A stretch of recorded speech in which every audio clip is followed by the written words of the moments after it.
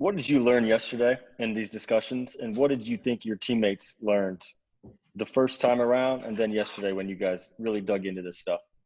I think yesterday was more of an eye opener. In one of our meetings, Zaire hit it right on the head. We know these things haven't changed yet, and we've understood what those Zoom meetings from this summer were. And yesterday was kind of that kick in the butt of damn, man, we fell into that trap of, we go back to our jobs, and not that it gets ignored, but we kind of are kind of shifting our focus, and that yesterday was a more of a day of understanding, hey, like, we can do both at the same time, and and really to pledge and to understand that it's not only our duty to do it, but it's part of our job to do it. Charlie Clifford.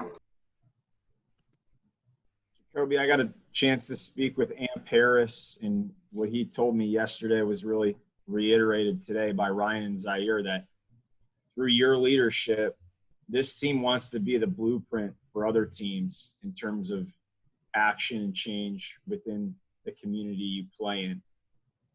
Can this team get there?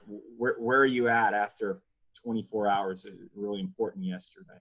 I wouldn't say it's just my leadership. I would say it's the leadership of us as a collective whole. And we're not there right now, but we're making the right steps to get there. I think, by yesterday and by having those conversations and strategically mapping out a plan of how, we can affect and see certain tangible change, I think those are going to be the right steps. And with guys like Amp and with guys in this locker room and the resources or the people that we can pour into, I think all of those things are possible. And we understand this is going to be around longer than we're here. This is going to be around for a long time. But year in and year out, when we kick this thing off and at the end of the year and we look back, we can say, we did X, Y, and Z. How can we improve on X, Y, and Z? But also, how can we go to A, B, and C? Rich Nye.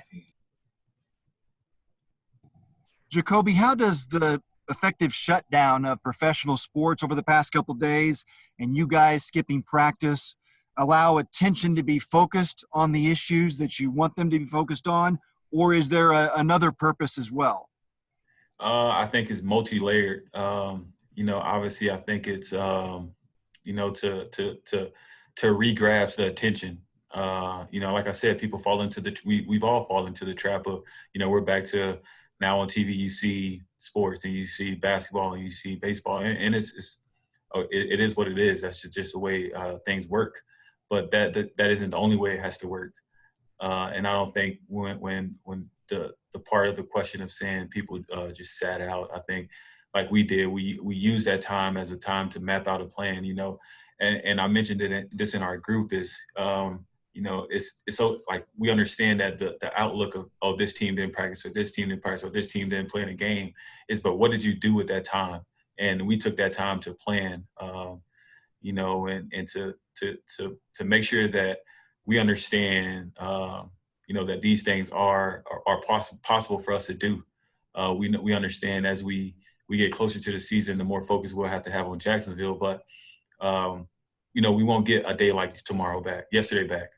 And I think us, and I know from speaking to other teams, other players from other teams, they use that time to do the same thing as well. And I'm sure the guys in the NBA, seeing, the leadership that they have and the players and, the LeBrons, the Chris Pauls and those guys, I know that they didn't just let the day go by. Greg Doyle. Hey, Jacoby, yesterday you guys registered a lot of voters. Can you tell me roughly how many guys registered and just what did that look like? We weren't there to see it. What did it look like? I would want to say, however many players on the team plus coaching staff and staff that was in there. So it's more so the players that aren't registered. Like obviously we got a lot of players that fresh out of college, who, I mean, probably didn't vote in college and didn't register to vote. So it was a time to get people registered to vote, to check on voter status. We understand that's a lot of players that live elsewhere during the season, during the off season. So checking on their status back in their home state and things of that nature. So it was all of us just sitting at a table, obviously social distance, sitting at the table, on our phone. We had people, resources that we used to help us throughout it. And people just registered to vote. And before you know it, players were raising their hand. Oh, I need help. I got a question on this. And it was a beautiful thing. Thanks for what you're doing. Thank you. I appreciate it. Mike Chappell. Jacoby, you've talked about this, and just it seems very clear that your meaning the team's overriding objective was not that you don't want the things to be remembered as NBA didn't play, you guys didn't practice, whatever. You want steps in voting. You want steps in concrete things, working with the police. That's what you want. You want to leave something, not to be remembered for a snapshot of a dramatic moment, I guess. Yeah, and I think Zaire said that kind of was in and out of his part of his interview was this isn't just for a hashtag, a T-shirt, or just a picture to be posted on the Colts page. This is a lasting, deep-rooted thing of change, and over time things will get better and they'll lead to more things and more things. But like we say, we're not going to fix it all in one at one shot at this. We're gonna have failure, but we're also gonna have a lot of success in other things. And I kind of got reminded of we aren't gonna be able to attack everything, but the things we're gonna be able to attack, we're gonna attack it full force. Quick follow up: you've lived this your life. A lot of us haven't, as far as what you're fighting for. Where is your optimism? Can you rephrase that? Why is there optimism that it's going to change? It's going to get better. When for so many years it hasn't. I think it takes people, and honestly, like me, people who've made it to I won't say a certain level, but who've been able to form relationship with people, like the Irsay family, like Frank Wright, like Chris Ballard, and force their hand to make the change. I guess the optimism is turning into demands, and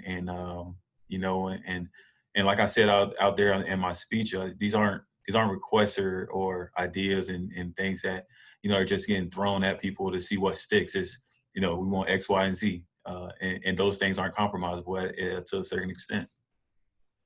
Thanks, Jacoby. George Bremer. Jacoby, thanks for your time. It sounds like a lot of these conversations that the guys were having were really raw, vulnerable kind of conversations.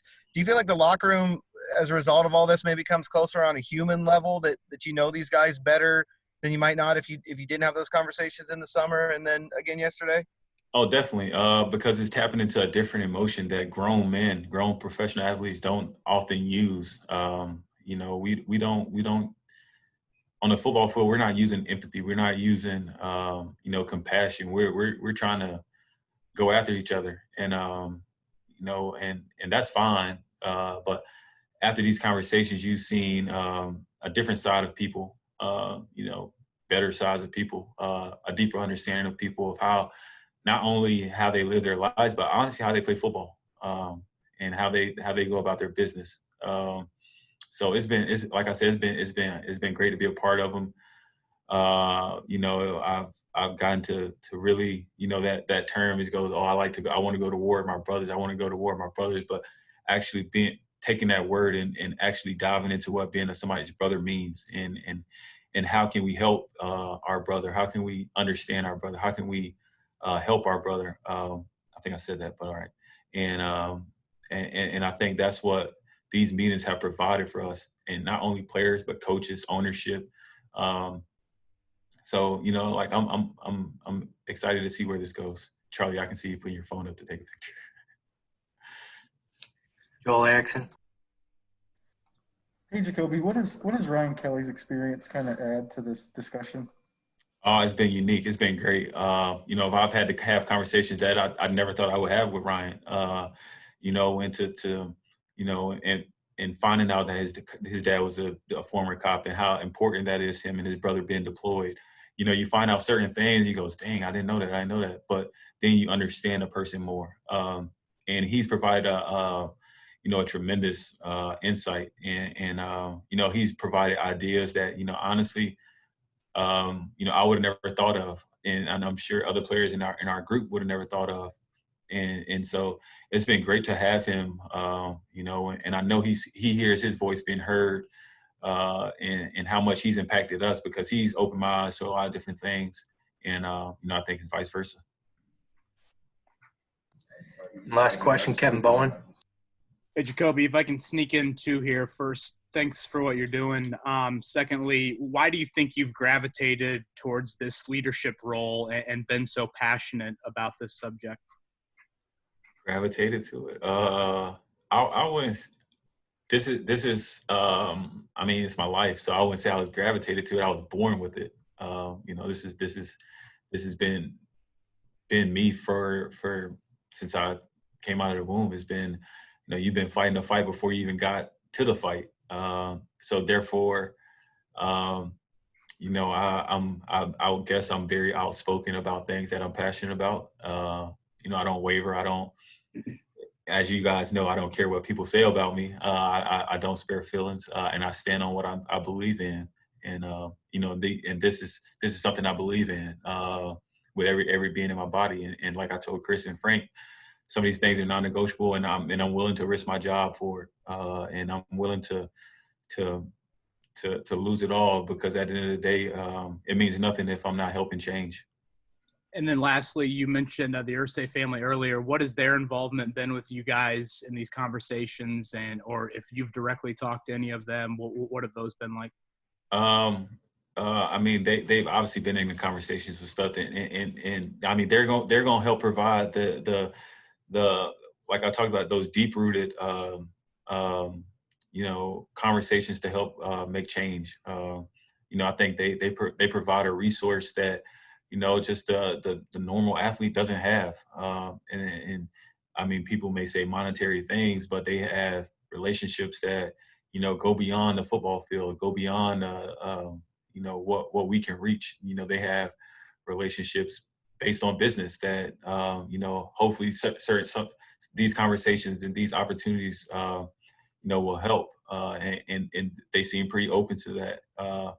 And I know Chris and I know Frank, and I know the players on this team are going to hold them to it, and I know they want us to hold them to it, because they're going to hold us to holding them to it.